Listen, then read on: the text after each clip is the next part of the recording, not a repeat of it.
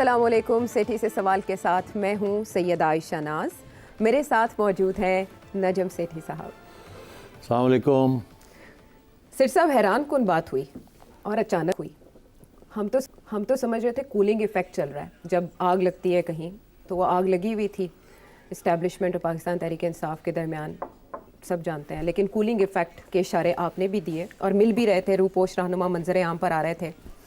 اور اس کے علاوہ کچھ رعایت بھی مل رہی تھی, کیسز میں ضمانتیں بھی ہو رہی تھیں, سزائیں معطل بھی ہو رہی تھیں. اور آپ نے کہا تھا بیک اینڈ پہ ایفرٹس بھی چل رہی ہیں کہ دونوں کے درمیان برف پگھلے, اور وہ پگھل بھی نظر بھی آ رہی تھی پگھلتی ہوئی. اچانک یہ ہوا کہ عمران خان صاحب نے جیل میں گفتگو کی اور گفتگو بے لاگ کی. اس سے پہلے وہ اپنی اہلیہ کو روکتے رہے, خاموش کرواتے رہے. جب ان کی اہلیہ نے ایک پیشی کے موقع پر کہا کہ اگر مجھے عمران خان صاحب کو کچھ ہوا تو یہ 3 لوگ ذمہ دار ہوں گے, تو وہ ان کا بازو پکڑ کے کھینچتے رہے اور انہیں چپ کرواتے رہے. آج وہ خود بول پڑے اور انہوں نے بہت سے الزامات اور براہ راست حملے کیے ہیں اہم شخصیات کے اوپر, اور لندن پلان کے انہوں نے کردار بھی گنوائے. انہوں نے محسن نقوی صاحب کا بھی نام لیا, کسی کو بھی نہیں چھوڑا. آپ کہہ رہے تھے کہ سب کچھ لوی ڈوی سا ہونے جا رہا ہے. میں نے یہ کہا تھا کہ عمران خان صاحب نے بھی یہ کہا ہے کہ میں تیار ہوں ملنے کے لیے, میں نے کبھی نہ نہیں کی. میرا خیال کل کی جو انٹرویو ہے اس میں بھی انہوں نے یہ بات کہی ہے. اور انہوں نے حوالہ یہ بھی دیا کہ باجوہ صاحب نے مجھے نکالا, میرے خلاف سازش کرنے لگے. آخر میں پھر بھی 2 دفعہ ان کو ملا. اور اس کا حوالہ دینے کے بعد انہوں نے کہا کہ میں تو ہمیشہ ملنے کے لیے تیار ہوتا ہوں, تو میں نے کبھی دروازے بند نہیں کیے. ٹھیک ہے نا. تو ایک طرف تو یہ پہلے بھی انہوں نے کہا, اب بھی کہہ رہے ہیں. مگر یہ بھی صحیح ہے آپ کی بات کہ اس دفعہ لگتا ایسے ہے کہ سوچی سمجھی ایک ٹیکٹک کے طور انہوں نے یہ آؤٹ برسٹ کیا, یہ جو بہت سی باتیں کر دی ہیں.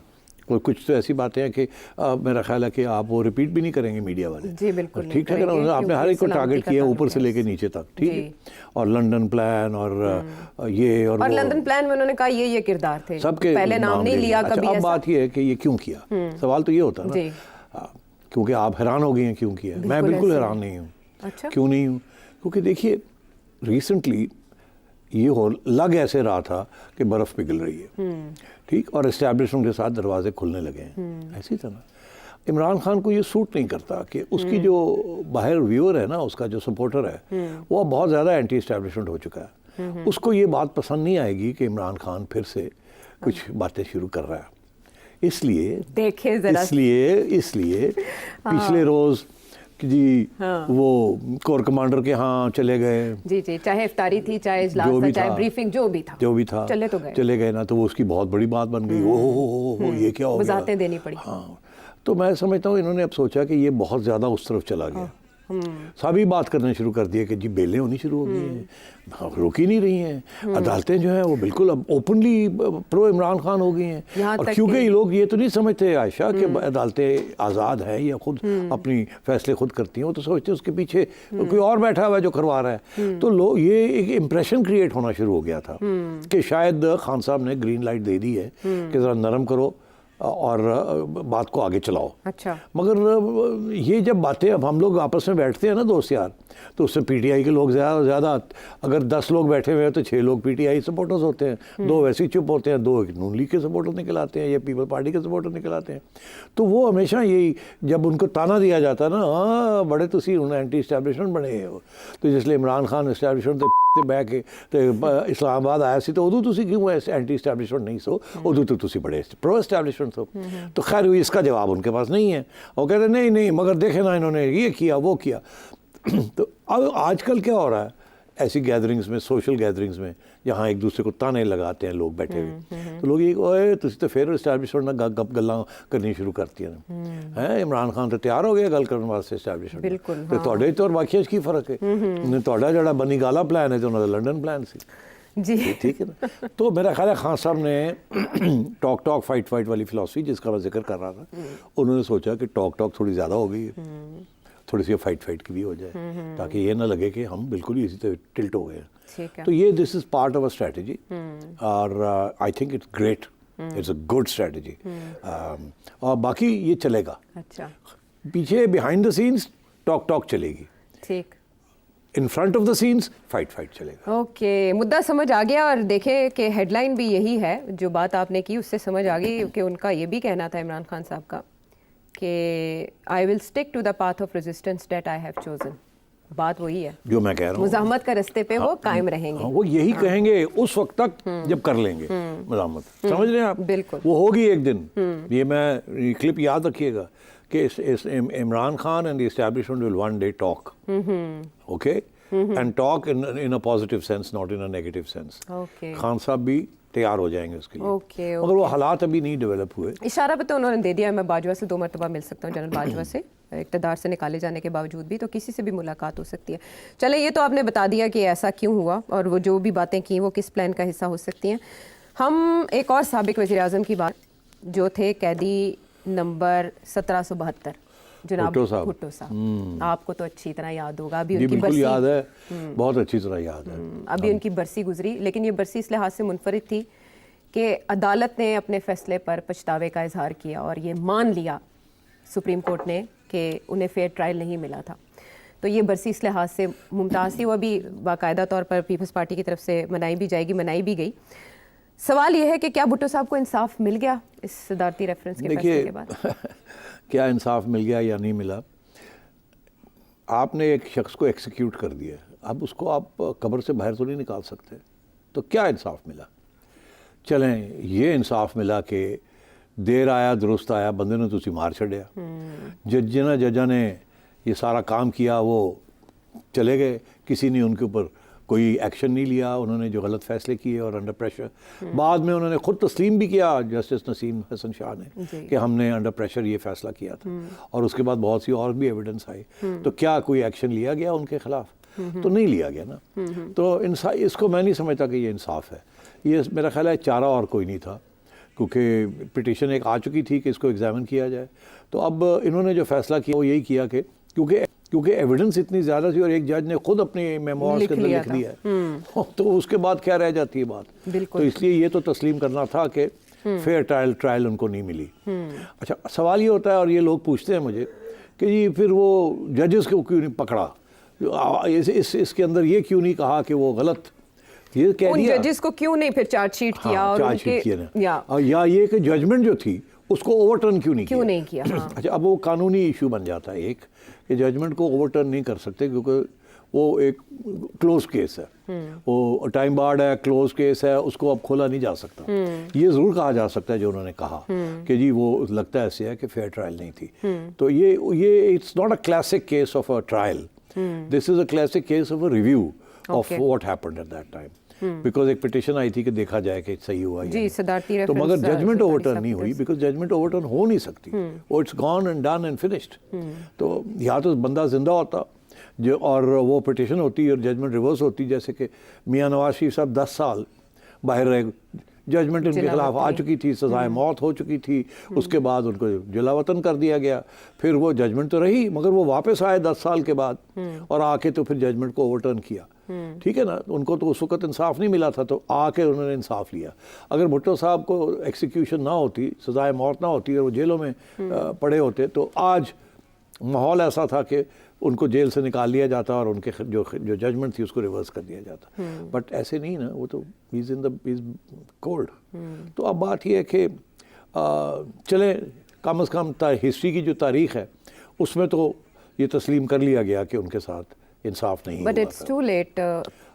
کہ وہ تو اب ہاں, لیکن سر صاحب اس کا ازالہ یوں ہو سکتا ہے نا کہ آپ آج جو کچھ ہو رہا ہے اس کو چینج کرنے کی کوشش کر لیں.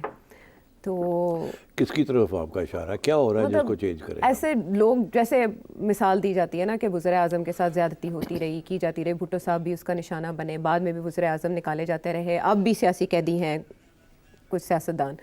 تو جیسے بی بی کا ہی یہ کہنا ہے کہ اگر آپ تاریخ سے سبق نہیں سیکھتے تو تاریخ خود کو دہراتی رہتی ہے. تو کیا آج تاریخ خود کو دہرا رہی ہے اسی طرح ایک لیڈر؟ اگر دیکھیے یہ ملک کی بدقسمتی یہ ہے کہ یہاں تاریخ بیچاری یاد دلاتی رہتی ہے, مگر وہ کارل مارکس کا نام سنا ہوگا. جی بالکل. انہوں نے ایک بہت زبردست فلسفہ پیش کیا تھا. وہ کہتے تھے کہ تاریخ جو ہے پہلی دفعہ جب کچھ حادثہ ہوتا ہے تو تاریخ اس کو ایک ٹریجڈی کے طور پہ دیکھتی ہے, دوسری دفعہ جب وہی چیز ہوتی ہے تو اس کو انہوں نے کہا وہ فارس ہوتا ہے. مطلب ہے وہ ٹریجڈی بھی نہیں ہوتی, وہ ایک زیادتی ہوتی ہے, ایک فارس. فارس سے مراد یہ ہے کہ بندے کو یہ نہیں پتا رونا ہے یا ہنسنا ہے. اچھا, اتنی وہ रिडिकुलस होती है। तो यहाँ तो एक ट्रेजेडी के बाद दूसरी ट्रेजेडी, दूसरी ट्रेजेडी के बाद तीसरी ट्रेजेडी, यहाँ तो हंसने की बात ही नहीं है, या यहाँ तो रोने की बात है। तो ये इस मुल्क में किसी ने अभी तक सबक नहीं सीखा, ना एस्टेब्लिशमेंट ने सबक सीखा है, ना सियासतदानों ने सबक सीखा है। तो इसलिए ये किसी के एक के ऊपर तवज्जो देनी या एक के ऊपर ब्लेम करना, ये गलत है। दो हाथ से इस मुल्क में ताली नहीं बजी, और बजने की कोशिश की गई, मगर वो जो बजी है वो मुल्क के फायदे में, यानी कोर्स करेक्शन नहीं हुई, कोर्स करेक्शन नहीं हुई, और हो नहीं सकती। अच्छा, अब वो हो नहीं सकती वाली बात, तो कल मैंने एक प्रपोजल दी थी। मैंने कहा था कि अगर आप एक कॉन्स्टिट्यूशनल अमेंडमेंट कर लें और उसके अंदर ये आर्मी चीफ की एक्सटेंशन रूल आउट कर दें कि कोई एक्सटेंशन नहीं हो सकती, तो फिर ये जो एक ज़ाती इन कुछ आर्मी चीफ्स जो हैं वो फिर सियासत खेलना शुरू कर देते हैं, वो शायद ना करें। बिकॉज देखिए ये जो एक्सटेंशन वाली बात है, ये तो रीसेंट बात है ना, इससे पहले तो ऐसी कोई बातें नहीं थी। नहीं होती वो जो अगर होता था तो स्ट्रेट वे मार्शल लॉ लग जाता, तो वो तो फिर अपने आप को 10 साल की एक्सटेंशन मिल जाती थी। ठीक है। ये मामला जो है ये तो कियानी साहब से शुरू हुआ, और उसके बाद फिर 3 आर्मी चीफ्स ने इसको उनको एक्सटेंशन मिली, तो जरदारी साहब और गिलानी साहब इन्होंने दी ना, पूरे कर पाए ना 5 साल। ना देते, नहीं, अगर एक्सटेंशन ना देते तो चले जाते ना घर। तो यही तो मसला है ना, यही तो इसीलिए तो अब मेरी ये प्रपोजल थी कि आगे से कोई एक्सटेंशंस नहीं होनी चाहिए। मगर ये उस वक्त तक पॉसिबल नहीं है जब तक जो करंट आर्मी चीफ है, अगर ये उसमें हाथ बटाते हैं कि जी ठीक है करें, मैं सपोर्ट करता हूँ इस चीज़ को, जिसके साथ इशारा ये होगा कि मैं नहीं लूँगा और I will go home on time, तो इसके साथ फ़ौज के अंदर भी मैं समझता हूँ एक खुशी की लहर दौड़ेगी, बिकॉज लोग की प्रमोशंस जो रुक जाती हैं एक्सटेंशन के साथ, वो नहीं रुकेंगी। फिर एक इंस्टीट्यूशनल मैकेनिज्म बन जाएगा।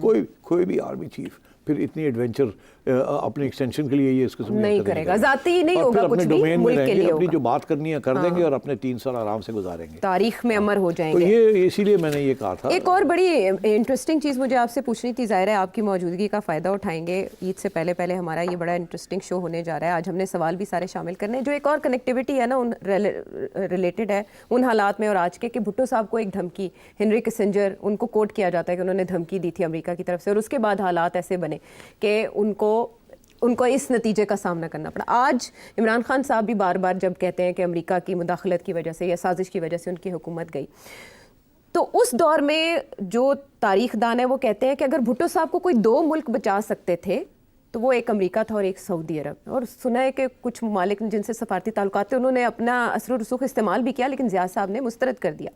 आज क्या इन मुल्की हालात में कोई और दोस्त मुल्क या अमेरिका या सऊदी अरब किरदार अदा कर सकते हैं? देखिए, आपने अब जो भुट्टो साहब की बात की, मैं थोड़ी सी तारीख में आपको ले चलता हूँ। बहुत से लोग जो लोग पैदा भी नहीं हुए थे उस वक्त, उनको नहीं पता क्या हुआ था। अभी हाल ही में हमारे दोस्त एजाज सैयद साहब ने एक इंटरव्यू की है एक डिप्टी सुपरिटेंडेंट की, जो कि उस वक्त उस जेल में थे जहां भुट्टो साहब को लाया गया था और फांसी से पहले, और वहां रखा गया था, और वहीं से फिर उन्हें ले जाया गया फांसी घाट, और वहां से उनकी फांसी हुई। उनकी इंटरव्यू की है कुरैशी साहब, मजीद कुरैशी साहब। बड़ी अच्छी इंटरव्यू, सबको देखनी चाहिए जी। उसमें बहुत सी दिलचस्प चीज़ें सामने आई हैं, आंखों देखा हाल। हाँ, एक तो ये कि कुरैशी साहब के मुताबिक उन्होंने भुट्टो साहब को कहा कि आप यहाँ कैसे, मतलब क्यों मौत घाट या यहाँ पहुँच गए डेथ सेल के अंदर एटसेट्रा, तो मसला क्या था। तो उन्होंने उसको कहा कि इसमें अमेरिका का रोल है। अच्छा। और ये भी कहा कि क्यों अमेरिका उनके ख़िलाफ़ हो गया था। उन्होंने ये कहा कि क्योंकि मैंने एक इस्लामिक ब्लॉक बनाने की कोशिश की तो इसलिए अमेरिका मेरे ख़िलाफ़ हो गया था। और दूसरा ये कि न्यूक्लियर प्रोग्राम, क्योंकि इन्होंने अनाउंस किया था कि न्यूक्लियर प्रोग्राम शुरू करना, तो उन्होंने हवाला दिया उसका कि इस वजह से मेरे साथ ये हो रहा है। तो आपने जिक्र किया इमरान खान साहब का, मेरा ख्याल है इमरान खान साहब ने, वो कहते हैं take a leaf out of mister भुट्टोज़ book, उन्होंने भी पढ़ा होगा, ये सारी बातें पढ़ी हुई होंगी, और उन्होंने भी इसी तरीके के साथ ये हवाला दिया और अमेरिका की तरफ तवज्जो दी। मगर मैं समझता हूँ कि उस केस में और इस केस में बड़ा फ़र्क है। ये केस बिल्कुल अमेरिका ने ये नहीं कहा कि इनको निकाल दें, नाराज़गी अपनी तरफ एक बात होती है, या मगर ये नहीं होता कि जी इस तरीके से आप किसी को कहें कि गवर्नमेंट को फ़लाने को निकाल दें, ऐसे नहीं होता। तो ये इमरान खान साहब ने इसको इस्तेमाल किया है, मगर इसमें हकीकत वो नहीं है कि जी अमेरिका की वजह से उनको निकाला गया, ऐसी बात नहीं है। भुट्टो साहब ये समझते थे कि यही बात है, मगर एक्चुअली ज़ियाउल हक साहब ये समझते थे कि भुट्टो जैसा शख्स, क्योंकि उन्होंने कहा था, वो भी हिस्ट्री का हिस्सा है, कि अगर ये ज़िंदा रह गया تو یہ مجھے چڑھا دے گا, کسی ایک کو جانا کسی ایک کو جانا ہوگا. تو اس وقت امریکہ کی کوئی سوچ نہیں رہا تھا, اس وقت یہی سوچ رہا تھا ضیاء الحق کہ اگر ان کو چھوڑنا نہیں ہے ہم نے. تو میں یہ سمجھتا ہوں کہ ایک تو یہ بڑی دلچسپ بات انہوں نے بتائی ہمیں. دوسری دو باتیں اور انہوں نے بتائیں جس کا ذکر ہو جانا چاہیے. ایک تو انہوں نے یہ کہا کہ بھٹو صاحب کو جس رات ان کو لے جانا تھا تو ان کو کہا کہ بھی آپ کچھ کہنا چاہیں گے تاریخ اس ہمیں وہ ول ہوتی ہے نا آپ جو کہتے ہیں وصیت, تو کوئی وصیت کرنا چاہیں گے. وہ مولوی بھی آ گئے تھے وہاں, تو بھٹو صاحب نے کہا میری وصیت جو ہے وہ تاریخ میں لکھی جائے گی, مجھے کہنے کی کوئی ضرورت نہیں. یہ بڑا ایک بہادر شخص کا یہ جواب تھا. مگر ایک اور اس سے بھی زیادہ دلچسپ بات وہ یہ تھی کہ وہ آخری وقت تک انہیں یقین نہیں آ رہا تھا کہ انہیں سزائے موت امپلیمنٹ کی جائے گی. ان کا خیال تھا یہ بیسکلی دھمکی ہے, ڈرامہ ہے, اور ان کو کمزور کرنے کی کوشش کی جا رہی ہے, ان کو بریک کرنے کی کوشش کی جا رہی ہے. اور قریشی صاحب کا یہ کہنا ہے کہ جب ان کو اٹھایا گیا اس رات کو تو انہیں یقین نہیں آ رہا تھا کہ یہ وہ ابھی بھی سمجھ رہے تھے کہ یہ سارے جو ہیں یہ ڈرامہ کر رہے ہیں. اور پھر جب انہیں احساس ہوا کہ شاید یہ سیریس ہے سارا معاملہ, تو پھر انہیں اسٹریچر پہ وہاں سے لے جانا پڑا. وہ تھوڑے سے انسٹڈی تھے آن ہز فیٹ. اینڈ مگر جب وہاں پہنچے تو یہ قریشی صاحب کا یہ کہنا ہے کہ جب وہ اس جگہ پہ پہنچے تو قریشی صاحب نے کہتے ہیں میں نے ان سے کہا کہ اب اٹھیے اینڈ چل کے چلیے. تو ایک دم اٹھ گئے اور پھر چل کے سیڑھیاں چڑھ کے اوپر چڑھے اور کھڑے ہو گئے. اور آخری ان کے لفظ یہ تھے کہ یہ جو آپ نے میرے سر پہ یہ کالا کپڑا چڑھا دیا ہے, اس کی کیا ضرورت ہے, اس کو اتارو. I can face the death. ہاں, I can face the death. تو اس وقت قریشی صاحب کہتے ہیں کہ میں نے کہا کہ نہیں یہ قانون کا حصہ ہے کہ یہ ایسے ہی ہوگا. سو آئی تھنک اس قسم کی سچویشن تھی, اور اس میں کوئی شک نہیں ہے کہ کچھ پریشر تھا فرام سرٹن کنٹریز ضیاء الحق کے اوپر, مگر انہوں نے مسترد کر دیا. انہوں نے کہا کہ یہ اسی لابی کا سیاستدانوں اور بات وہی تھی کہ یہ رہ گیا تو میں نہیں رہوں گا, کیونکہ انہوں نے جو حرکت کی تھی it was treason, it was high treason. تو وہ تو پھر بچتے نا اگر بھٹو صاحب واپس پاور میں آ جاتے تو. ٹھیک ہے. تو اب اس قسم کی سچویشن تھی. بعد میں یہی ایپیسوڈ نواز شریف صاحب کے کیس میں بھی دہرائی گئی. کیا یہی ہائی ٹریزن والا کیس تو یہی تھا مشرف اور نواز شریف صاحب, بٹ ان کو تو بچا کے لے گئے نا سعودی عربیہ اینڈ ادر کنٹریز جن کا تھوڑا اس میں کردار تھا. یہ تو ایک بڑی تاریخ ہے نا اس کی لمبی. مگر اس لیے بھی کیونکہ پھر ان کو مشرف صاحب کو پروٹیکٹ کرنے والے بھی تو تھے نا. ہاں ہاں اس وقت دیکھیے میں آپ کو آپ نے بات کی تو میں آپ کو بتا دوں کہ میری مشرف صاحب سے ملاقات ہوئی دبئی میں جب وہ ایگزائل میں تھے. تو انہوں نے مجھے بڑے واضح طور پہ یہ 2-3 باتیں بتائیں. ایک بات میں کا ذکر پہلے کر چکا ہوں, ایک کا میں آج کروں گا. اور مجھے کہنے لگے کہ عمران خان کی ہماری اسٹیبلشمنٹ کی بڑی کوشش ہے کہ عمران خان میرے ساتھ مل جائے اور میں اور عمران خان مل کے ایک پارٹی بنائیں, مگر میں اپنی پارٹی بناؤں گا. میں ان کو یہ بھی خوش فہمی تھی کہ میں اب بڑا پاپولر ہوں تو میں پارٹی بناؤں گا. تو میں اس وقت یہ سوچ رہے تھے, پارٹی بھی بنائی. جی بالکل, ان کی پارٹی. تو اس وقت ان کا یہ کہنا تھا, اب میرا خیال ہے شاید یہ بات صحیح ہے یا نہیں صحیح, مگر انہوں نے جو کہا میں وہ ریپیٹ کر دیتا ہوں.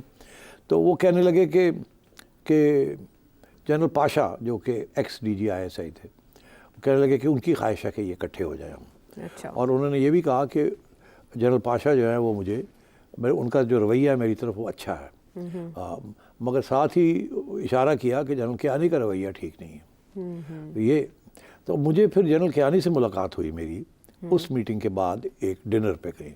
اچھا. تو بیٹھے ہوئے تھے میرے ساتھ, تو میں نے بتایا ان کو, میں نے کہا جی جنرل صاحب مشرف صاحب جو ہیں وہ سمجھتے ہیں کہ آپ نے ان کے ساتھ ٹھیک نہیں کیا. تو جنرل کیانی نے کوئی جواب نہیں دیا. ان کی عادت تھی کم ہی بات کرتے تھے. تو مگر ظاہر ہے انہوں نے کہا ہاں وہ تو یہی سوچیں گے, سم تھنگ لائک دیٹ. تو یہ چیزیں بھی چلی ہیں یہاں, اس قسم کی باتیں بھی ہوئی ہیں. تو اب خان صاحب جو جس کھاتے میں پڑے ہوئے ہیں اس وقت, وہ تو کچھ بھی نہیں ہے, توشہ خانہ تو یہ اور وہ, اس میں تو کوئی اس قسم کی سنجیدگی ہے ہی نہیں, سنجیدگی جو کہ بھٹو صاحب کا جو کیس تھا. اسی لیے میرا یہ موقف ہے کہ یہ معاملہ طے ہو سکتا ہے. یہ نہیں ہے کہ خان صاحب یا ایک رہے گا یا دوسرا رہے گا, ایسی بات نہیں ہے. ٹھیک ہے. ابھی کچھ لوگ جو ہیں وہ ایک کو یہ کہہ رہے ہیں کہ جی یا آپ رہیں گے یا وہ رہیں گے. دوسرے کو بھی یہی کہہ رہے ہیں یا آپ رہیں گے یا وہ رہیں گے. یہ لوگ جو ایسی باتیں کرتے ہیں ان کے اپنے مفاد میں ایک کا رہنا یا دوسرے کا نہ رہنا ہے. بالکل ان لوگوں کی باتوں میں نہیں آنا چاہیے. اور یہ کہ ملک کا سوچنا چاہیے خان صاحب کو بھی اور باقی حضرات بھی جو ہیں جو کہ انوالوڈ ہیں ان چیزوں میں, جس کے اندر سیاسی لیڈرز بھی ہیں اور اسٹیبلشمنٹ کے لیڈرز بھی ہیں. ان کو سوچنا چاہیے how to find a way out. Because دیکھیے یہ چیزیں جو ہے نا یہ ان دی اینڈ راستہ نکالنا پڑتا ہے. اگر آپ خود نہیں راستہ نکالیں گے تو تاریخ وہ نکالے, چاہے اس میں دیر ہو جائے لیکن اور وہ پھر اتنا اچھا راستہ وہ نہیں ہوتا. اگر سوچا سمجھا راستہ نکالا جائے تو اچھی بات ہوتی ہے. اب خان صاحب بھی یہ بات سمجھتے ہیں اور خان صاحب کے سپورٹرز بھی یہ بات سمجھتے ہیں. بات کہیں اور سمجھنے کی ضرورت ہے, کہیں اور سمجھنے کی ضرورت ہے. لیکن سر صاحب جتنے واقعات آپ نے ہسٹری جس انداز میں آپ نے بتائی, میرا خیال ہے آپ کو ایک یادداشت اپنی یادداشتوں میں مبنی ایک کتاب ضرور جلد چھاپنی چاہیے. ہم سب انتظار کریں گے. اس میں بھی پھر یہاں کینچی لے کے کوئی آ جائے گا. آپ انگلش میں پبلش کیجیے گا. ہاں انگلش میں پبلش کروں گا. آپ کا خیال ہے انگریزی نہیں پڑھنی آتی؟ نہیں میں ویسے کہہ رہی ہوں کہ آپ ضرورت ہے بہت تاکہ ہسٹری انڈرسٹینڈ کی جا سکے. اور پھر وہ عمران خان صاحب کے حوالے سے اس وقت جو سیٹھی صاحب کا مشورہ ہے وہ یہی ہے کہ دلوں کی الجھنیں بڑھتی رہیں گی اگر کچھ مشورے باہم نہ ہوں گے. مشوروں کی بڑی ضرورت ہے تاکہ دو انتہاؤں کے درمیان کوئی درمیانی راستہ نکالا جا سکے. واپس آتے ہیں ایک بریک کے بعد.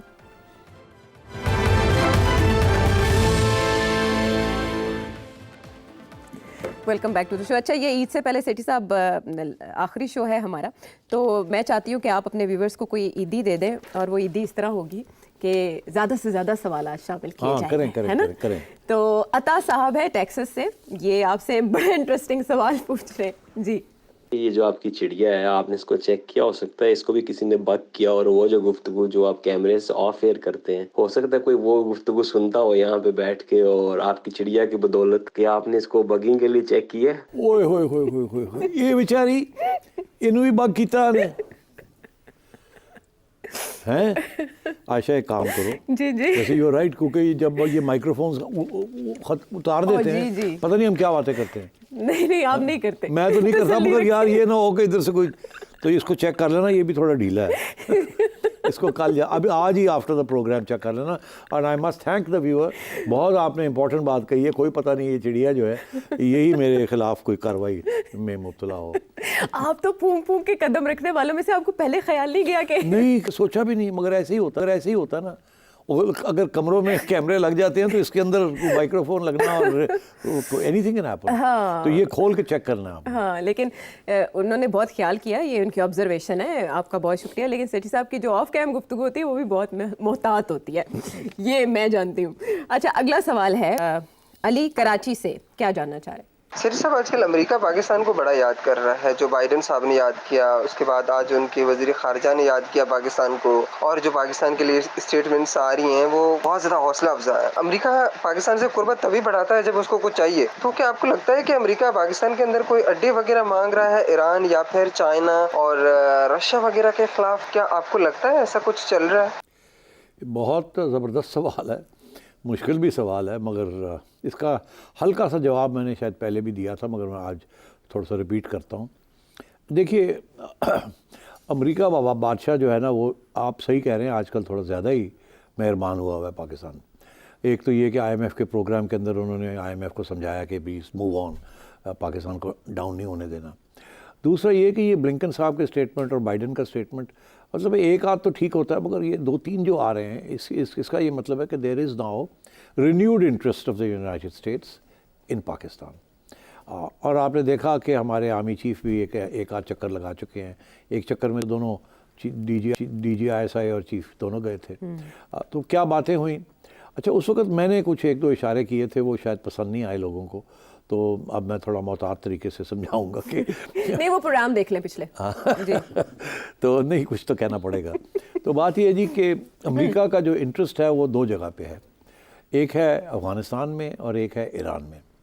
تو اب آپ دیکھیے میں اشاروں میں بات کروں گا بیکاز ادروائز پھر پرابلم بن جائے گا سب کے لیے, یہ پروگرام ہی بند کرنا پڑ جائے. ایک تو یہ ہے کہ ابھی حال ہی میں آپ نے دیکھا کہ وہ جو ٹیررسٹ آرگنائزیشن ہے جو کہ ایران اور پاکستان کے بارڈر میں بیٹھی ہوئی ہے, اور وہاں سے وہ اٹیکس کر رہے ہیں ایرانین فورسز کے اوپر, ریولیوشنری گارڈز پہ, جس کے اوپر ایران اتنا ناراض ہو گیا پچھلی دفعہ کہ انہوں نے 2-3 میسائل پھینک دیے. اس کے بعد پھر ہم نے بھی 2-3 پھینک دیے, پھر صلح کی, ٹھنڈا کیا سب کچھ.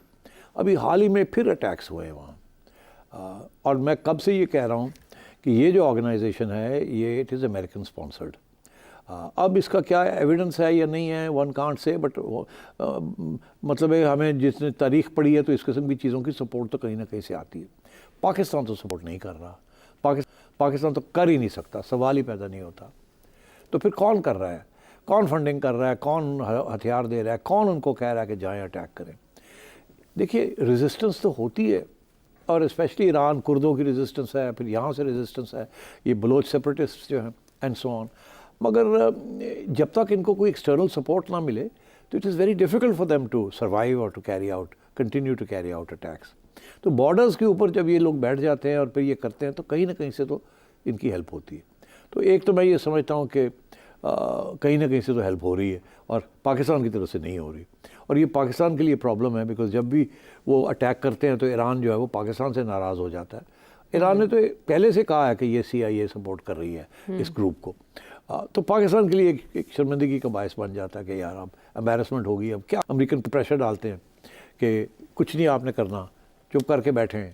اور پاکستان اگر کرنا بھی چاہے ان لوگوں کے خلاف تو پھر ان کو روک دیا جاتا ہے. تو یہ ایک ٹائٹ روپ ہوتی ہے. دوسرا ایشو یہ ہے کہ اب آپ نے دیکھا یہ یوکرین والے اور روس والوں کے درمیان جو ایشوز چل رہے ہیں, اور اب وہ فگر پوائنٹنگ جو ہو رہی ہے وہ افغانستان میں ہو رہی ہے کہ جو IS خراسان جو بیٹھی ہوئی ہے یہاں, اگر وہ تاجکستان سے لے کر اور روس تک وہ اپنے آپریشنز کر سکتی ہے تو اس کا یہ مطلب ہے کہ تھوڑی بہت اگر ہیلپ مل جائے ان کو ادھر ادھر سے. آج اگر ویسٹرن سورسز نے ISK کی ہیلپ کی ہے کہ آپ روس کے اندر جا کے کچھ کریں, جو کہ الزام ہے روس کا, تو کل کو روس خود ISK کو انسٹیگیٹ کر سکتا ہے کہ آپ ویسٹ میں جا کے کچھ کریں. دیکھیے یہ ڈائریکٹ نہیں ہوتا, یہ انڈائریکٹ سورسز کے ذریعے ہوتا ہے, انسٹیگیٹ کیا جاتا ہے, اب پیسے دیے جاتے ہیں, آئیڈیاز دیے جاتے ہیں اور استعمال کیا جاتا ہے.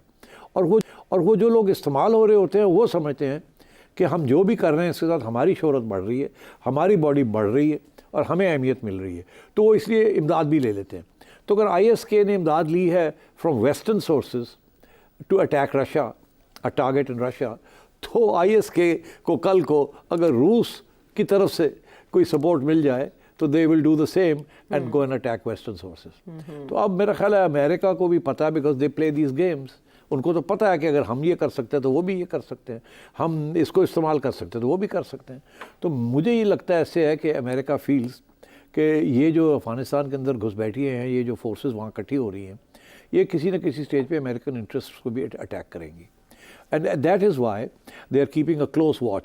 اب آپ کو یاد ہوگا کہ کچھ پچھلے سال میں نے کہا تھا کہ امریکن انٹرسٹ پاکستان میں رہیں گے, especially to watch what is happening in Afghanistan over the territory of Pakistan. تو اس کے لیے ڈرونز کی ضرورت پڑتی ہے, اس کے لیے اسپائی سیٹلائٹس کی ضرورت پڑتی ہے, اور وہ امریکہ کچھ عرصے سے, میرا جو انفارمیشن ہے, انہوں نے پاکستانیوں سے ریکویسٹ کی تھی کہ ہمیں کوئی اسپیس دی جائے تاکہ ہم اوور دا ہورائزن افغانستان کے اندر جو کچھ ہو رہا ہے اس کو مانیٹر کر سکیں. میری اطلاع کے مطابق پاکستان نے انکار کر دیا تھا کہ ہم افورڈ نہیں کر سکتے, ہم نیبر کے ساتھ یہ لڑائی ہے, کل کو وہی پھر ہمارے اوپر پڑیں گے کہ آپ نے امریکنوں کو ایک اوور دا ہورائزن بیس دے دیا ہے, تو وی کانٹ افورڈ اٹ, تو sorry we can't do it. مگر پاکستان نے پھر سوچا ہوگا یا سوچنا چاہیے تھا کہ اگر امریکہ واچ کر رہا ہے تو پھر ہم تھوڑا بہت کوئڈ پرو کو کر سکتے ہیں. مطلب یہ ہے کہ اچھا چلیں آپ دیکھ لیں, آپ کو تھوڑی سی فیسلٹی دے دیتے ہیں, ادھر ادھر سے آپ پہنچ جائیں, دیکھ لیں اوپر سے کہ کیا ہو رہا ہے وہاں, تو پھر تھوڑا ہماری ہیلپ بھی کر دیجئے. وہ TTP جو ہے تھوڑی سی ادھر سے بھی انفارمیشن ہمیں دے دیجئے. ہمارے وہاں لوگ بیٹھے ہوئے ہیں جو ہمیں ٹارگٹ کر رہے ہیں, ان کو بھی ہم نے ٹیک آؤٹ کرنا ہے, تو اگر آپ نے کوئی ادھر ادھر کوئی کارروائی کرنی ہے تو ہمارے لیے وہاں بھی کر دیجئے.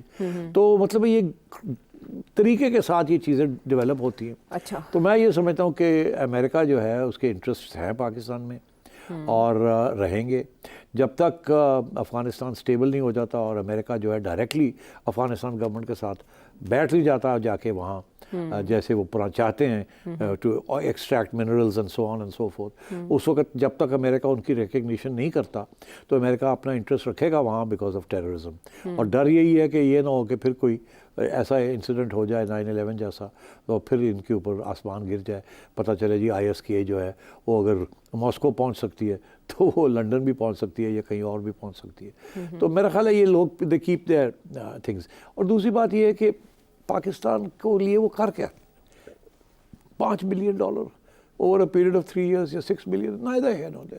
تو پاکستان اگر کل کو کولیپس کر جاتا ہے تو آپ سوچئے جس قسم کا ماحول پاکستان میں بنا ہوا ہے, جس قسم کی ملیٹنٹ آؤٹ فٹس پاکستان میں ہیں, تو انڈیا کے لیے پرابلم بن جائے گا, ساری ریجن کے لیے پرابلم بن جائے گا. آپ لوگ ISK کو بھول جائیں گے. یہاں بھی تو اس قسم کی ایک سوچ ہے, اینٹی ویسٹرن سوچ ہے, اینٹی امریکن سوچ ہے, اور جسے کہتے ہیں نا ملیٹنٹ ریلیجس سوچ ہے. تو اس لیے بیسٹ یہی ہے کہ پاکستان کو اپنی سائڈ پہ ہی رکھا جائے, زیادہ ڈھیل بھی نہ دی جائے, زیادہ کریک ڈاؤن بھی نہ کیا جائے, اور ریلیشنس اچھے رکھے جائیں, اسٹیبلٹی آئے پاکستان میں, گورنمنٹ چلے, معیشت چلے. This is in the interest of the West. اس لیے میرا خیال ہے کہ وہ ری انگیج کیا جا رہا ہے ود دی کرنٹ ریجیم. ٹھیک ہے, سمجھ گئے ہم. وجہ امریکہ کو مطلوب ہوگا جس کی وجہ سے یہ قربتیں بڑھ رہی ہیں. جامع جواب آپ کو مل گیا. ہم واپس آتے ہیں ایک بریک کے بعد.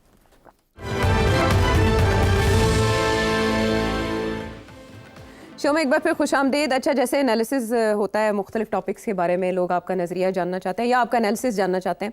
ایسے ہی ایک سوال آیا لیکن وہ ہے کچھ پرسنل. انس صاحب ہیں سعودی عرب سے, وہ فرق جاننا چاہ رہے ہیں کہ پہلے جب آپ چیئرمین PCB تھے, وزیر اعلیٰ تھے, تو حسن انتخاب کس کا تھا, اور اب آپ نہیں ہیں تو اس کی وجہ کیا ہو سکتی ہے. It's kind of personal question کہ اب آپ بول رہے ہیں یا بات کر رہے ہیں تو کیوں کر رہے ہیں, پہلے خاموش تھے تو کیوں تھے.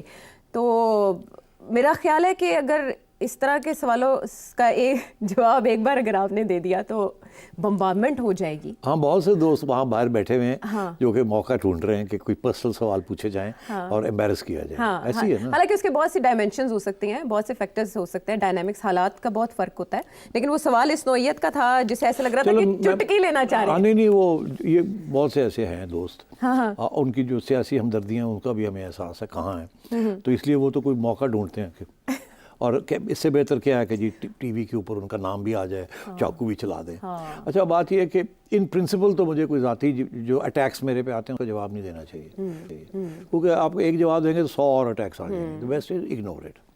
مگر اب ایک ایشو جو ہے یہ جو ان صاحب نے جو بات کی ہے, اچھا ان کو میں صرف ایک بات کہنا چاہتا ہوں. یہ کہتے ہیں کہ جی آپ اس لیے شاید ناراض ہیں, آپ نیوٹرل ہو گئے. پہلی بات تو یہ کہتے ہیں کہ آپ نیوٹرل ہو گئے ہیں. تو نیوٹرل کیسے ہو گئے آپ تو جب آپ PCB میں ہوتے ہیں تو آپ نون لیگ کے حق میں ہوتے ہیں, جب آپ باہر ہوتے ہیں تو آپ نیوٹرل ہو جاتے ہیں. اب بات یہ ہے جی کہ دیکھنا یہ, اور پھر اسٹیبلشمنٹ کا بھی حوالہ دیا ہے کہ آپ, اب بات یہ ہے کہ جب میں PCB میں تھا تو میں ٹی وی پہ تو نہیں تھا, تو پھر میں نے کیا بولنا تھا اور کیا کہنا تھا تو وہ تو سوال ہی پیدا نہیں ہوتا. جب میں باہر بیٹھا ہوتا ہوں تو اگر میں نیوٹرل نہ ہوں تو پھر میں کیا ہوں, پھر مجھے دونوں کی چیزیں دیکھنی پڑتی ہیں. اگر میں نے پروگرام چلانا ہے اور میں نے ون سائیڈڈ بات کرنی ہے جو آنکھیں بند کر کے, تو وہ تو کام نہیں بنے گا نا. حقیقت کو تو پہچاننا ہے آپ نے. تو اب بات یہ ہے کہ اب میں باہر بیٹھا ہوں, کل کو میں کسی گورنمنٹ آرگنائزیشن میں یا PCB میں چلا جاتا ہوں جس کا کوئی چانس نہیں ہے, تو پھر تو میں ٹی وی پہ ہوں گا ہی نہیں. تو پھر آپ مجھے کیا کہیں گے کہ میں کس کے حق پہ بول رہا ہوں یا کس کے خلاف بول رہا ہوں, تو وہ تو موقع ہی نہیں ملے گا نا کسی کے بولنے کا. تو اب صورتحال یہ ہے کہ جو باتیں میں آج کر رہا ہوں ان باتوں میں بڑی حقیقت ہے, اور میں سمجھتا ہوں کہ نون لیگ نے بہت غلطیاں کی ہیں. پہلے میں یہ سمجھتا تھا کہ عمران خان نے بہت غلطیاں کی ہیں, تو ان کو تو وہ تو بھگت رہے ہیں نا. اب نون لیگ نے بھی بڑی غلطیاں کی ہیں. یہ میں کافی عرصے سے, جب ایک سال سے میں یہ کہہ رہا ہوں, جب سے یہ PDM گورنمنٹ پہلی بنی تھی, کہ ان کو گورنمنٹ نہیں لینی چاہیے تھی. اس وقت میرا موقف اسٹریٹ فارورڈ تھا, اور اس میں یہ نہیں تھا کہ اس کی سائڈ لے رہا ہوں یا اس کی. نون لیگ کی بہتری کے لیے میں نے جو تجویز دی تھی وہ یہ دی تھی کہ ان کو عمران خان کی جب چھٹی کرائی تو فوراً اس کے بعد ان کو الیکشن کال کر لینی چاہیے تھی, بیکاز اس وقت ان کے خلاف وہ ماحول نہیں تھا. خان صاحب کے خلاف ایک ماحول تھا کیونکہ وہ ایکسپوز ہو چکے تھے, اور اس وقت یہ الیکشن کروا لیتے تو شاید یہ حال نہ ہوتا جو آج ہوا ہے. یہ انہوں نے فیصلہ کیا کہ ہم نے رہنا ہے. میں کب سے کہہ رہا ہوں کہ وہ غلط فیصلہ تھا. اب جو مرضی نون لیگ کہہ لے, اب نون لیگ کے اندر بھی لوگ ہیں جن کو اس بات کا احساس ہے. تو وہ غلط فیصلہ تھا. اس کی وجہ سے کیا ہوا کہ انہوں نے IMF پروگرام ان کو کرنا پڑ گیا, جس کی وجہ سے جو لوگ ان کے حق میں بھی تھے وہ بھی خلاف ہو گئے, ان کے اپنا ووٹر ان کے خلاف ہو گئے. PTI والے تو پہلے ہی خلاف تھے, ان کا اپنا ووٹ بینک جو ہے وہ بھی گر گیا, کیونکہ اتنی مشکل قسم کے فیصلے کرنے پڑے. تو وہ اس کی وجہ سے یہ آج جہاں پہنچے ہیں یہ اس وجہ سے ہیں. اور اگر انہوں نے معیشت اب ٹھیک نہ کی اور عوام کے لیے کچھ خوشحالی نہ لائے اگلے جتنی دیر ان کی گورنمنٹ ہے, تو پھر ظاہر ہے کہ ان کے حالات اور بھی خراب ہو جائیں گے. تو یہ تو تنقید نہیں ہے, یہ ایک جائزہ ہے اور یہ ایک آبجیکٹیو قسم کا انالیسس ہے. اس میں یہ نہیں ہے کہ میں ان کے حق میں ہوں یا ان کے خلاف ہوں. میں ان کے خلاف نہیں ہوں, جیسے میں PTI کے خلاف نہیں ہوں. مجھے پالیسیز کے بعد ایشوز بنتی ہیں. عمران خان صاحب نے یہ جو فیصلہ کیا تھا کہ پارلیمنٹ کی ضرورت نہیں ہے, جاتے نہیں تھے اور گالیاں دیتے تھے پارلیمنٹ کو, اپوزیشن کی کوئی ضرورت نہیں ہے, سب کو اندر کرو, میڈیا کو بند کرو. میرا تو ان چیزوں کے اوپر ان سے خلاف بنا, اور آج بھی وہی میری پوزیشن ہے. کل کو اگر خان صاحب واپس آتے ہیں اور یہی حرکتیں کریں گے تو میں پھر ان کے خلاف بولوں گا. اللہ خیر صلی اللہ. ٹھیک. تو یہ ہے تجزیات.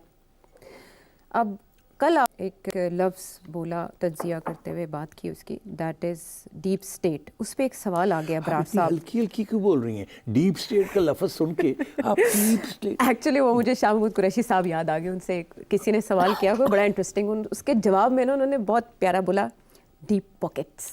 تو میں ذرا ڈیپ اسٹیٹ کا حق ادا کر رہی تھی. یہ کوئی سوال ہے جی یہ ہے ابرار صاحب سرگودا سے جاننا چاہ رہے ہیں. جی کیا کہہ رہے ہیں؟ آپ نے بات کی کہ پاکستان جو ہے وہ ایک ڈیپ اسٹیٹ ہے, اس کو تھوڑا ایکسپلین کریں. بہت سے لوگوں کو نہیں اندازہ شاید میرے ساتھ کہ ڈیپ اسٹیٹ ایکچولی کیا ہوتی ہے اور کیسے فنکشننگ کرتی ہے, اور اس میں جو مین کردار ہوتے ہیں وہ کون سے ہوتے ہیں. اچھا جی, ڈیپ اسٹیٹ اور ڈیپ اسٹیٹ. اسٹیٹ کا تو سب کو پتا, ریاست. جی ٹھیک ہے نا, ہر نیشن اسٹیٹ کے اندر ایک نیشن ہوتا ہے اور ایک اسٹیٹ ہوتی ہے, تو اس لیے وہ ملک بنتا ہے. ٹھیک ہے. اب اسٹیٹس کانسٹیٹیوشن کے تحت بنتی ہیں اور کارروائی کرتی ہیں, مگر اسٹیٹس کے اندر اس کے اندر ایک اسٹیٹ ہوتی ہے, اسے کہتے ہیں ڈیپ اسٹیٹ. وہ اسٹیٹ کے اندر ڈیپ اسٹیٹ کیا ہوتی ہے؟ اسٹیٹ کا تو ہمیں پتہ ہے, اسٹیٹ کے پلرز کون سے ہیں. جوڈیشری ہے, ملٹری ہے, سول سروس ہے, پولیٹیکل پارٹیز ہیں, میڈیا ہے. یہی ہے نا, these are the pillars of the state. عدلیہ, انتظامیہ, مقرنہ. مگر اسٹیبلشمنٹ جس کو ہم کہتے ہیں, جی ہم ایکچولی وہ اسٹیبلشمنٹ ہم ان کو کہتے ہیں جن کو ہم کہتے ہیں deep state. Deep state, what is the deep state? امریکہ کے اندر deep state is the military industrial complex. یہ 50 سال پہلے ایک صاحب تھے, ایک ایکس ایمبیسڈر تھے, گالبریتھ ان کا نام تھا. انہوں نے ایک کتاب لکھی تھی. اس کتاب پتلی سی کتاب تھی, انہوں نے اپنا نام نہیں لکھا تھا, انونیمس لکھی تھی, مگر وہ انسائڈر تھے, ان کو ڈیپ اسٹیٹ کا پتہ تھا. انہوں نے لکھا تھا دا ملٹری انڈسٹریل کمپلیکس. اس کا ذکر کیا تھا کہ امریکہ کے اندر ایک ملٹری انڈسٹریل کمپلیکس ہے جو ڈیپ اسٹیٹ ہے. اسٹیٹ کے اندر ایک وہ state with in state, state with in state. وہ اسٹیٹ خفیہ ہے, وہ نظر نہیں آتی مگر چلاتی وہ ہے. کور ایشوز جو ہیں وہ پیچھے سے وہ کرتے ہیں. اس کے اندر پینٹاگن آ جاتی ہے, CIA آ جاتی ہے, نیشنل سیکیورٹی ایجنسیز آ جاتی ہیں. کیونکہ نیشنل سیکیورٹی جو ہے نا, وہ اس کو کبھی آج تک ڈیفائن نہیں کیا گیا. امریکہ میں بھی کسی کو پکڑنا ہو تو وہ کہتے ہیں کہ یہ نیشنل سیکیورٹی ایشو ہے.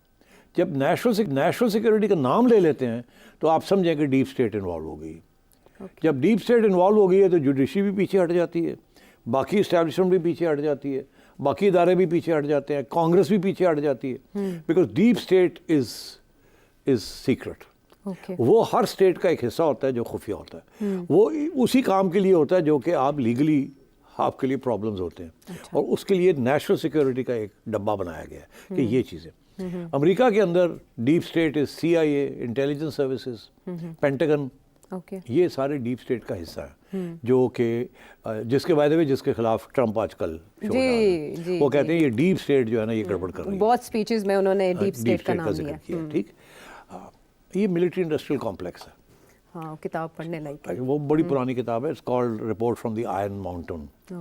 مجھے یاد ہے 60s کے لیٹ 60s میں یہ نکلی تھی, اور بڑا چرچا تھا کہ یہ کس نے لکھی ہے, یہ کس نے خفیہ بات کر دی, یہ کیسے ہو گیا. اس کے بعد عام بات ہو گئی کہ ڈیپ اسٹیٹ وہاں کی امریکہ کی ہے. अच्छा इसी तरीके के साथ यूके में भी डीप स्टेट है, वो उनकी जो इंटेलिजेंस एजेंसियाँ हैं MI5 MI6, अच्छा तो वो भी दे part of the deep state. ठीक है ठीक है, इसी तरीके के साथ इंडिया में भी डीप स्टेट है, raw is part of the deep state, हमारे यहाँ ISI is part of the deep state. अच्छा तो ये डीप, रशिया में KGB was part of the deep state. जो आपकी इंटेलिजेंस एजेंसियां हैं ना, वो इतनी खुफिया तरीके से काम करती हैं, और क्योंकि इतना वसी पैगाम वो कैनवस बन गया है कि उनको घर में भी काम करना पड़ता है, आउटसाइड भी काम करना पड़ता है, अच्छा। और वो सारा खुफिया होता है, एडमिट नहीं किया जा सकता, एडमिट नहीं किया जा सकता, because you break the law, you either break the international law, you break domestic law, मगर नेशनल सिक्योरिटी के लिए वो जरूरी है, उसके बगैर काम नहीं चलता। बिल्कुल ठीक। ये नेशनल सिक्योरिटी को डिफाइन कौन करता है? चले कॉन्स्टिट्यूशन तो सब मिलके तो बनाते मैंने हैं ना। सिर्फ ये सवाल अब आ ही गया, इसको भी डिस्कस कर लेते हैं। देखिए, तो डीप स्टेट तो समझ आ जानी चाहिए, डीप स्टेट से मुराद क्या है। समझ गए हाँ। ये वो स्टेट का हिस्सा है जो कि कानून के बाहर ऑपरेट ठीक करता है, उस दायरे से बाहर होता है, और वो नेशनल सिक्योरिटी के लिए करता है। ओके ओके, उनका जो है, अब आपका सवाल आया कि डिफाइन कौन कैसे होगा? वो कौन होते हैं फैसला करने वाले नेशनल सिक्योरिटी? अच्छा, ये मैंने नहीं कहा। अभी आयशा फैसला करेगी। नहीं, डेफिनेशन कैसे आती है नेशनल सिक्योरिटी? अच्छा, क्या है? अब ये बड़ा इंपॉर्टेंट है, नेशनल सिक्योरिटी कौन डिफाइन करता है। अच्छा, होता ये है कि आम तौर पे तो नेशनल सिक्योरिटी पुराने ज़माने में यही थी कि मुल्क को कोई ख़तरा हो बैरूनी मुल्क से। अच्छा ये सोचा भी नहीं जा सकता था कि अंदरूनी ऐसे डेवलपमेंट्स हो सकती जिसके साथ रियासत को ख़तरा हो या मुल्क को ख़तरा हो, मगर क्योंकि अब डीप स्टेट्स हर जगह पे बन गई हैं, और वो फिर अपने इंटरेस्ट को करने के लिए दूसरे मुल्कों के अंदर मुदाखलत करते हैं खुफिया तौर पर, तो वो मुल्क भी फिर अपनी डीप स्टेट्स बना लेते हैं उसको काउंटर करने के लिए। अच्छा तो नेशनल सिक्योरिटी डिफ़ाइन कौन करता है? नेशनल सिक्योरिटी डीप स्टेट ही डिफ़ाइन करती है। तो पहले नेशनल सिक्योरिटी का फैसला होता है कि ये होगा, फिर डीप स्टेट बन जाती है, फिर डीप स्टेट ही चलाती है, ये नेशनल सिक्योरिटी ये नहीं है। कल को मीडिया के ऊपर पाबंदी लगा देते हैं, या एक शख्स के ऊपर पाबंदी लगा देते हैं, आप नेशनल सिक्योरिटी को नुकसान पहुंचाया, तो फिर आप सोचिए कि फिर आपके लिए कोई कानून नहीं है, फिर डीप स्टेट के हवाले आप हो जाते हैं। अच्छा मेरी बात समझ रहे हैं? अनफॉर्चुनेटली डीप स्टेट का काम था आउटसाइड पाकिस्तान। अब डीप स्टेट क्योंकि वो समझती है कि बाहर के इन्फ्लुएंसेस भी अंदरूनी मुल्क में आ रहे हैं, अंदरूनी मुल्क में भी ऐसी बगावतें पैदा हो रही हैं या ऐसे चीज़ें शुरू हो गई हैं जिसके साथ रियासत को ख़तरा है। ऐसा होता है सिर्फ तो डीप स्टेट को नहीं, रियासत को ख़तरा है। तो रियासत को बचाने के लिए फिर डीप स्टेट एक्शन में आ जाती है, ठीक है। और मगर हमेशा बिहाइंड द सीन्स। चलें अच्छा, डीप स्टेट की डेफिनेशन के साथ साथ ईद मुबारक कहना चाहेंगे आप अपने व्यूअर्स? जी, ईद मुबारक सबको, और इंशाल्लाह अगर हमें बंद ना कर दिया गया तो फिर अगले हफ्ते फिर मुलाकात होगी। ईद से पहले और आप अच्छी जिस बातें किस्म के सवाल पूछते हैं तो मतलब है कि मरवाओगे। अच्छा खैर, समा टीम की तरफ से, सेठी से सवाल, इनकी पूरी टीम की तरफ से आप सबको एडवांस में बहुत बहुत ईद मुबारक। अगले शो तक के लिए अल्लाह ने के बाद।